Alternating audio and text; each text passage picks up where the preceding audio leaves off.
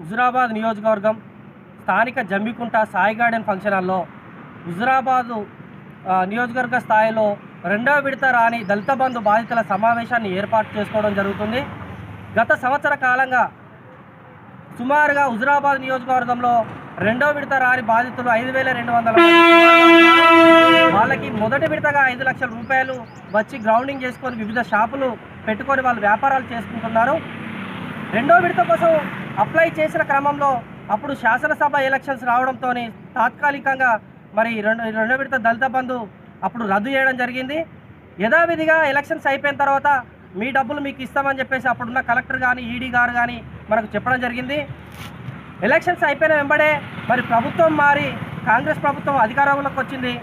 కాంగ్రెస్ ప్రభుత్వం అధికారంలోకి వచ్చిన నాటి నుండి నేటి వరకు మేము అనేక కార్యక్రమాలు మాకు రెండో విడత దళిత బంధు నిధులు వెంటనే మంజూరు చేయాలని రకరకాల ప్రయత్నాలతోని అనేక కార్యక్రమాలు రోడ్లెక్కి రాస్తారోకలు ధర్నాలు మంత్రులకు ఎంపీడీఓలతో మొదలుకొని మన పొన్నం ప్రభాకర్ గారి వరకు కూడా మేము వినతి పత్రాలతో ముందుకెళ్ళినాం.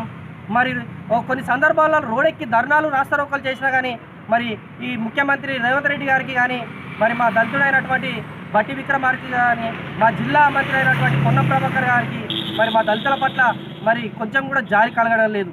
మా ఖాతాలో ఉన్న డబ్బులను మాకు మంజూరు చేయడానికి మేము మొరబెట్టుకుంటున్నాము. సగము డబ్బులతో వ్యాపారాలు పెట్టుకున్నాం. ఇప్పుడు 18 నెలలుగా వాటికి రెంటులు కట్టుకోలేని పరిస్థితి. చాలామంది 5,200 మందిలో సుమారు ఒక 4,000 మంది ఈరోజు రోడ్డు మీద పడే పరిస్థితి ఉన్నది. ఆ రెండో విడత నిధులు ఏవైతే వస్తాయో వాటితో యథావిధిగా వాళ్ళ వ్యాపారాలు చేసుకుంటారు. కాబట్టి వెంటనే ఈ కాంగ్రెస్ ప్రభుత్వం ఈ అధికారులు మా జిల్లా మంత్రి పొన్నం ప్రభాకర్ గారు బట్టి విక్రమార్క మరియు రాష్ట్ర ముఖ్యమంత్రి రేవంత్ రెడ్డి గారు వెంటనే స్పందించి ఈ స్థానిక సంస్థల ఎలక్షన్ లోపే రెండో విడత నిధులు ఏవైతే ఉన్నాయో 5 లక్షలు అవి పూర్తి స్థాయిలో మంజూరు చేయాలని మేము విజ్ఞప్తి చేస్తున్నాం. లేని పక్షంలో స్థానిక సంస్థల ఎలక్షన్లలో గ్రామాన కాంగ్రెస్ పార్టీ నాయకులను అధికారులను అడ్డుకొని నిలదీసే కార్యక్రమాలు పెట్టుకోవడానికి హుజురాబాద్ నియోజకవర్గంలో ఉన్న దళితులంతా సిద్ధమై ఉన్నారని ఈ సందర్భంగా ప్రభుత్వాన్ని హెచ్చరిస్తున్నాం.